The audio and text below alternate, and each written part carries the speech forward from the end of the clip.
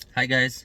अच्छा, ये वीडियो बड़ी इम्पोर्टेंट है, स्पेशली जो लोग जानना चाहते हैं कि यहाँ पर अगर घर लेना हो, अगर आप कनाडा आए हैं, आपने घर लेना है तो आपने क्या चीज़ों का ख्याल रखना है, क्या चीज़ें करने की ज़रूरत है।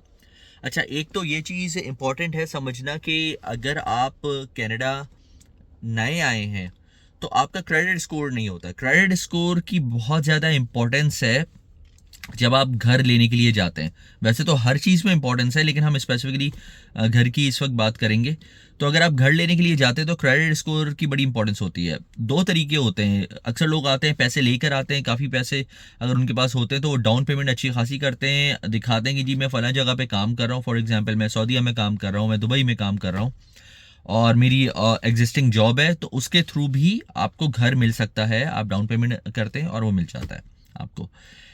उससे अलग जो चीज़ है, जो अगर आप सैस्काटून में आ गए हैं या कनाडा में आ गए हैं और सेटल डाउन हो गए हैं आप, यानी कि आपको 5-6 महीने हो चुके हैं, आपकी अर्निंग अच्छी हो गई, तो वो फिर आपकी इनकम देखते हैं कि आपकी इनकम कितनी है पर मंथ, जिसके बेस पर वो जो है ना आपको मॉर्गेज अलाउ करेंगे।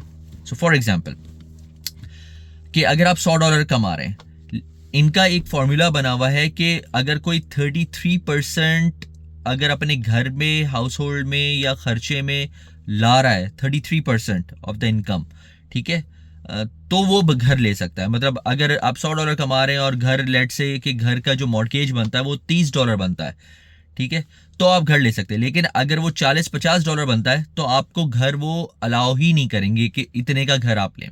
तो ये लिमिट अक्सर आ जाती है। अगर आप $200 कमा रहे हैं, सही है, तो ऑब्वियसली आप $50 का घर भी ले सकते हैं। तो ये चीज़ बड़ी इंपॉर्टेंट है समझना कि यहाँ पर जो आपकी जो इनकम होती है उसके बेस पर, और मैं हाउस होल्ड इनकम की बात कर रहा हूँ, यानी कि अगर हस्बैंड कमा रहा है इतना तो बहुत अच्छी बात है, लेकिन अगर वाइफ भी कमा रही है तो दोनों की इनकम को वो काउंट करके आपके घर के एक्सपेंसेस को देखकर कि आपके बच्चे कितने हैं, फॉर एग्जांपल आपको सीसीबी मिलता है नहीं मिलता, यानी कि चाइल्ड केयर बेनिफिट जो है वो मिलता है नहीं मिलता, तो वो पूरी जो हाउस होल्ड इनकम होती है, या अगर घर में और है, अगर आपके बच्चे बड़े हैं फॉर एग्जांपल और वो अर्न कर रहे हैं और आपके साथ रह रहे हैं, तो वो भी, वो मतलब बेसिकली पूरी हाउस होल्ड इनकम वो जो है ना काउंट कर लेते हैं। अच्छा, जब वो हाउस होल्ड इनकम काउंट कर लेते हैं तो उसके बाद से फिर वो आपको जो है अलाउ करते हैं कि सही है जी, आपका जो मॉर्गेज अप्रूव हुआ है वो 3 लाख का हुआ है, 4 लाख का हुआ है, 5 लाख का अप्रूव हुआ है, फिर उस लिहाज से आप घर लेते हैं। अच्छा, कुछ लोग ये भी करते हैं कि अपनी इनकम इधर से उधर दिखाकर ताकि वो थोड़ा बड़ा घर ले लें। उसमें प्रॉब्लम ये है कि उनको तो प्रॉब्लम नहीं है आपको घर की मॉर्गेज देने में, लेकिन आपको जो पे करना पड़ेगा वो फिर एक प्रॉब्लम हो सकती है आपको। अक्सर लोग ये करते हैं कि अगर हम बेसमेंट वाला घर ले लेते हैं, जिसमें बेसमेंट है और लीगल बेसमेंट है, जिसमें हम गवर्नमेंट की तरफ से लीगली अलाउड है कि आप जो है ना टेनेंट रख सकते हैं, तो हम वैसा घर ले लेते हैं और वो टेनेंट के पैसे आएंगे वहाँ से, जो और उसके रेंट के जो पैसे आएंगे, प्लस हम लोग मिलाकर जो है ना घर का वो हो जाएगा। तो खैर वो हर बंदे की अपनी मर्जी होती है, दैट्स नॉट द पॉइंट। इस वीडियो का पॉइंट ये है कि मॉर्गेज सिस्टम को समझना। तो आपने फॉर एग्जांपल, आपको उन्होंने आपकी हाउस होल्ड इनकम के बेस पर, और किसने, बैंक ने, सही, बैंक अप्रूव करता है। दो तीन तरीके होते हैं, या तो आप अपना मॉर्गेज स्पेशलिस्ट खुद ही ढूंढ लें जो कि फीस लेगा और वो आपको मॉर्गेज अप्रूव करवा कर देगा किसी भी बैंक से। अब मॉर्गेज स्पेशलिस्ट जो फ्रीलांस किस्म के मॉर्गेज स्पेशलिस्ट होते हैं, उनका फ़ायदा ये होता है कि उनके डिफरेंट डिफरेंट कॉन्टैक्ट्स होते हैं। उनके कॉन्टैक्ट्स जो है वो यूज़ करते हैं, फिर वो ये देखते हैं कि किस बैंक से अच्छे पैसे मिल सकते हैं, मतलब मॉर्गेज अप्रूव हो सकता है, ठीक है। वो डिफरेंट डिफरेंट बैंक्स को भेजते हैं और फिर बैंक्स जो है ना आपको मॉर्गेज अप्रूव करके देता है। अब वो कोई भी बैंक हो सकता है और वो आपको इतना इतना ज़्यादा फिक्र वाली बात भी नहीं है कि वो छोटा बैंक है बड़ा बैंक है, एज फार एज आपका मॉर्गेज अप्रूव हो रहा है। दूसरी चीज़ होती है कि आप रियल्टर कर लें। रियल्टर जो आपको प्रॉपर्टी मैनेजर तो नहीं कहेंगे, लेकिन बेसिकली जो रियल एस्टेट का जो बंदा होता है जो कि आपको घर ढूंढ कर देगा, उसकी इन्वॉल्वमेंट ज़रूरी होती है। इन सब लोगों की इन्वॉल्वमेंट बहुत ज़्यादा ज़रूरी होती है। ऐसा नहीं कि आप खुद घर गए और खुद जाके घर ले लिया, आप ले सकते हैं ऐसा, लेकिन फिर भी आपको या तो बैंक का मॉर्गेज स्पेशलिस्ट लेना पड़ेगा या किसी ना किसी को इन्वॉल्व आपको करना पड़ेगा ताकि आप घर ले सकें, क्योंकि ज़ाहिर आप इतनी बड़ी डील करने जा रहे हैं, आप फॉर एग्जांपल बैंक के साथ भी आप कोई 30 साल 25 साल का मॉर्गेज लेने जा रहे हैं तो वो ऐसे तो आपको नहीं दे देगा, बहुत सारी चीज़ें हैं जो कि वो चेक करते हैं। तो अब रियल्टर के पास आप जा सकते हैं। रियल्टर भी आपको अलग से या तो मॉर्गेज स्पेशलिस्ट करके दे देगा, या बेसिकली फिर वो रियल्टर की जिम्मेदारी हो जाती है कि वो सब कुछ करे। अगर आप बायर हैं, घर खरीदने जा रहे हैं, तो वो आपसे चार्ज नहीं करते, लेकिन अगर आप सेलर हैं तो फिर वो रियल्टर आपसे चार्ज करता है, परसेंटेज होती है उनकी जो भी, वो आपसे चार्ज करते हैं। अच्छा, जब आपको लेट से कि आपका मॉर्गेज अप्रूव हो गया कि 3 लाख का घर आप ले सकते हैं, 4 लाख का घर ले सकते हैं, आपने डाउन पेमेंट का बता दिया उनको कि भाई मैं इतनी डाउन पेमेंट कर सकता हूँ, तो वो सारी चीज़ें जो है वो कंसिडर करके और आपका मॉर्गेज अप्रूव कर देते हैं। अब लेट से आपका 4 लाख का मॉर्गेज अप्रूव कर लिया, अब आप घर लेने के लिए जा रहे हैं। अब उसके घर भी यहाँ पे 2 किस्म के होते हैं, वैसे तो अपार्टमेंट्स भी होते हैं, हम अपार्टमेंट्स की बात नहीं करते क्योंकि बहुत कम लोग अपार्टमेंट्स मॉर्गेज पर लेते हैं। घर 2 किस्म के जो मेजरली, जो स्पेशली अगर सैस्काटून की बात करें, होते हैं। एक तो टाउन हाउसेज होते हैं, दूसरे होते हैं जो बड़े जो इंडिपेंडेंट घर होते हैं। डुप्लेक्सेस भी होते हैं, वो भी काइंड ऑफ टाउन हाउसेज होते हैं। अच्छा, बल्कि उसको भी काउंट कर ही लेते हैं। टाउन हाउसेज में ये होता है, टाउन हाउसेज की अपनी फीस होती है, यानी कि घर आपका, ज़मीन उनकी, और वो लोग जो है सारी टेक केयर करते हैं, मतलब बाहर की बर्फ़ साफ़ करनी है, ग्रास कटिंग करनी है, सब कुछ करना है ना, वो सारा टाउन हाउसेज का। हर टाउन हाउस की जो मैनेजमेंट होती है ये उनकी जिम्मेदारी होती है। अब वो अपने लिहाज से चार्ज करते हैं। जैसे सैस्काटून में जनरली जो है $400 जो है नॉर्मल चार्जेस हैं ऑन एवरेज टाउन हाउस के पर मंथ। तो पर मंथ जो चार्ज है उसमें फ़ायदा ये है कि वो सारी आपकी बाहर की सफाई वफाई करते हैं, आपकी जिम्मेदारी नहीं होती, क्योंकि यहाँ पर डिफरेंट डिफरेंट रूल्स हैं कि अगर बर्फ़ में चलते हुए आपके घर के सामने से कोई फिसल गया और आपने बर्फ़ नहीं साफ़ की हुई तो आप पे केस हो सकता है। इंडिपेंडेंट हाउस जो होते हैं उसमें सारी सफाई आपको खुद करनी पड़ती है, ग्रास की मेंटेनेंस आपको खुद करनी पड़ती है, बर्फ़ आपने खुद साफ़ करनी पड़ती है, ये सारी चीज़ें आपने खुद करनी पड़ती हैं। उनकी वैल्यू इंडिपेंडेंट हाउस की ज़्यादा तेज़ी में बढ़ती भी है, ये बात भी सही है, as compare to town houses. लेकिन ऐसा नहीं कि टाउन हाउसेस की नहीं बढ़ती। लेकिन अब देखिए, हर बंदे की अपनी सोच होती है, अपने लिहाज से हर बंदा लेता है। ज़ाहिर है टाउन हाउसेस छोटे होते हैं, एक फैमिली के लिए होते हैं। जो बड़े घर होते हैं वो ज़्यादा बड़े होते हैं, मतलब उनमें रूम ज़्यादा होंगे, उसमें बाथरूम ज़्यादा होते हैं। तो इस किस्म की चीज़ें जो होती हैं वो कि ऑब्वियसली मैटर करती हैं जब आप घर ले रहे होते हैं। तो इन चीज़ों का भी ख्याल रखना ज़रूरी है कि जब आप घर लेने जाते हैं तो आपको किस किस्म का घर चाहिए। फिर एरिया मैटर करता है। मेरी सजेशन सबको यही होती है कि जब आप घर ले रहे हैं तो स्कूल के करीब रहें, स्पेशली अगर आप फैमिली है पूरी, बच्चे भी हैं, तो स्कूल के करीब घर लें। स्कूल के करीब घर अगर आप लेंगे तो उनकी डिमांड ज़्यादा होती है, महंगे भी होते हैं। एक और किस्म की जो होते हैं वो डुप्लेक्सेस होते हैं। डुप्लेक्सेस बेसिकली टाउन हाउसेज ही होती हैं, लेकिन वो 2-2 करके बने हुए होते हैं और उनकी कोई फीस नहीं होती, जिसे हम कॉन्डो फीस बोलते हैं यहाँ पर कनाडा में।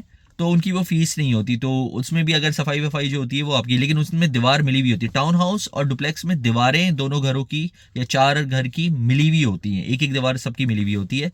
लेकिन जो इंडिपेंडेंट हाउस होता है वो ऑब्वियसली किसी से अटैच नहीं होता, डिटैच होम उसको बोलते हैं। अच्छा, घर लेते हुए ऑब्वियसली रियल्टर की इसलिए भी जरूरत है कि यहाँ पे डिफरेंट किस्म की लैंड्स होती हैं। बेयर लैंड एक कहलाती है। फॉर एग्जांपल, बेयर लैंड क्या होती है? बेयर लैंड ये होती है कि अगर किसी ने टाउन हाउस की जगह ली होती है लेकिन वहां पे वो घर बना देते हैं, ठीक है, परमिशन लेकर ऑब्वियसली घर बना देते हैं, यानी कि सेपरेट कर देते हैं। होता वो टाउन हाउस ही है लेकिन बस उसकी दीवारें नहीं मिली हुई होती, उतना ही छोटा होता है, उतना ही वो सब कुछ होता है, लेकिन दीवारें नहीं मिली हुई होती। तो ये चीज़ें जो है बहुत ज़्यादा इंपॉर्टेंट है जब आप घर लेने जा रहे हैं, और स्पेशली कि आप कहाँ पे घर ले रहे हैं। क्या वो स्कूल से करीब है, क्या वो और जो फैसिलिटीज़ हैं जैसे वॉलमार्ट हो गया, शॉपर्स ड्रग हो गया, यहाँ पे जो ग्रोसरी स्टोर्स वगैरह हैं उनसे करीब है, दूर है, क्या है। ज़्यादा अगर आप अंदर की तरफ घर लेते हैं तो सैस्काटून की अगर स्पेसिफिकली बात करें तो अंदर की सड़कों को बर्फ़ क्योंकि पड़ती है 6 महीने, और इतनी पड़ती है कि वो अंदर की सड़कों को साफ़ नहीं करते, ठीक है। तो अंदर की सड़कों पे थोड़ा बहुत जो सफाई होती है वो कर लेते हैं, लेकिन मेजरली वो सारी बर्फ़ हटा नहीं सकते क्योंकि बर्फ़ हट नहीं सकती सैस्काटून में, इतनी ज़्यादा बर्फ़ पड़ती है। तो ये भी ख्याल करना है कि आप बहुत ज़्यादा अंदर जाके घर ना लें। ऐसा ना हो कि आपको जो है ना फिर जब बर्फ़ पड़े, स्टॉर्म आए या इस किस्म का, तो गाड़ियाँ फंस भी जाती हैं, तो गाड़ियाँ फंस जाएं आपकी, और फिर और दूसरे मसले मसाइल जो होते हैं फिर, और वॉक आप ज़्यादा इतना कर नहीं सकते। तो ये सारी चीज़ों का ख्याल रखना ज़रूरी होता है जब आप घर लेने जाते हैं। एक तो अप्रूवल, कि आपको कितने का अप्रूवल हुआ है, पहले अप्रूवल करवाएं और उसके बाद से घर देखना शुरू करें। आप खुद अप्रूवल करवा लें, रियल्टर के थ्रू जाएं तो वो अप्रूवल करवा के आपको देगा, और उसके बाद से उसके लिहाज से वो आपको घर दिखाएगा।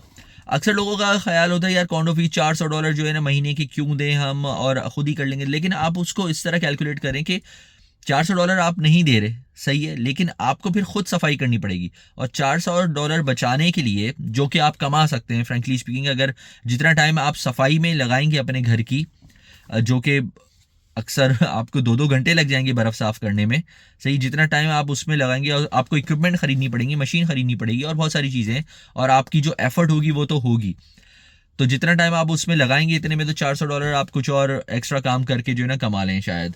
खैर, हर बंदे की अपनी प्रायोरिटी होती है, हर बंदे की अपनी मर्जी होती है, और उसके हर चीज़ के प्रोस एंड कॉन्स हैं। टाउन हाउसेस के अपने प्रोस एंड कॉन्स हैं, इसी तरह अगर आप इंडिपेंडेंट घर ले रहे हैं उसके अपने हैं।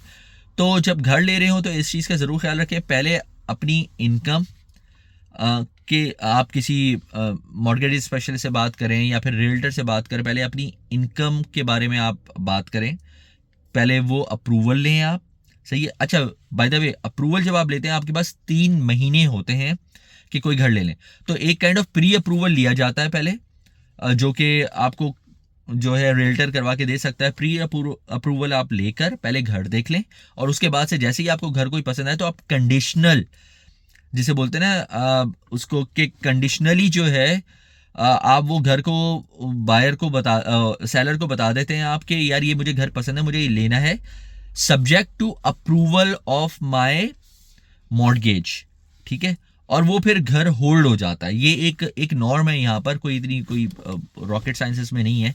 तो वो फिर होल्ड कर लेते हैं कि ठीक है सही है, आपको 1 हफ्ता देते हैं, आप जो है ना अप्रूवल करवा ले। अक्सर आप घर पे भी देखेंगे कि कंडीशनली सोल्ड लिखा हुआ आता है। कंडीशनली सोल्ड का मतलब ही ये होता है घरों का, कि घर जो है ये बिक बिक जाएगा या बिक चुका है सब्जेक्ट टू अप्रूवल, ठीक है। और बाज़ दफ़ा कंडीशनली सोल्ड जो होता है वो हटा लेते हैं, फिर वो दूसरे बंदे के पास चले जाता है कि यार इसका तो अप्रूवल हुआ नहीं, अब आपने लेना है तो ले लो, या किसी और वजह से अगर बायर ने या सेलर ने नहीं लिया घर। तो ये सारी चीज़ें बड़ी इंपॉर्टेंट होती है जब आप मॉर्गेज के लिए जा रहे हैं। आपको जहन में होना चाहिए कि आपको जो है ना क्या क्या चीज़ें, एक तो मॉर्गेज अप्रूवल करवाना है, रियल्टर आपको कोई अच्छा चाहिए जो कि आपको अच्छा घर दे सके, फिर आपकी अपना डिसीजन कि आपने कौन सा घर लेना है, आपने टाउन हाउस लेना है, आपने डिटैच होम लेना है, कौन सा घर लेना है, ठीक है। ये चीज़ें बड़ी इंपॉर्टेंट होती हैं, और किस जगह पे घर लेना है, ये सबसे बड़ी चीज़ है कि कितने डिस्टेंस पे घर लेना है, क्योंकि यहाँ पर वेदर को भी जहन में आपको रखना पड़ता है ना, क्योंकि सर्दी ठीक ठाक पड़ती है, स्पेशली अगर सैस्केटून की बात करें, टोरंटो वगैरह में डिफरेंट है, बीसी का डिफरेंट है, तो हर जगह का वेदर डिफरेंट है, तो उस लिहाज से आपको सारी चीज़ें देखनी पड़ती हैं। तो घर लेना ज़्यादा इस लिहाज से सस्ता आप कह सकते हो, ऑब्वियसली उसके अपने एक्सपेंसेस होते हैं घर के, लेकिन जितना आप रेंट दे रहे हैं, अगर 1700-1800 रेंट दे रहे हैं तो तकरीबन आपकी अक्सर ऑन एवरेज मॉर्गेज भी इतनी बनती है। अगर आप 4 लाख का घर लेते हैं, आप फॉर एग्जांपल 4.5 लाख का घर लेते हैं, तो मॉर्गेज भी आपकी उतनी बनती है। तो ये जहन में रखना। अच्छा, ये जो प्राइसेस मैं बता रहा हूँ ये मैं सैस्केटून के हिसाब से बता रहा हूँ, हर इलाके की अपनी अलग होती है। टोरंटो बहुत ज़्यादा महंगा आपको पड़ेगा, या ओंटारियो इटसेल्फ काफ़ी महंगा पड़ता है। इसी तरह अल्बर्टा वगैरह चले जाएं तो और महंगा डिफरेंट होता है, उसकी प्राइसेस अलग होती है। बीसी की और ज़्यादा महंगी प्राइसेस होती है। तो ये डिपेंड करता है आप कहाँ पे ले रहे हैं। तो ये कुछ डिटेल्स थी, मैंने सोचा कि काफ़ी अरसे से मैंने ये मॉर्गेज पे वीडियो बनाना चाह रहा था। इसको देखिए, कोई सवाल हो तो फेसबुक पर इंस्टाग्राम पे कांटेक्ट कर सकते हैं, यहाँ पे मैसेज भी छोड़ सकते हैं। Thank you, have a nice day.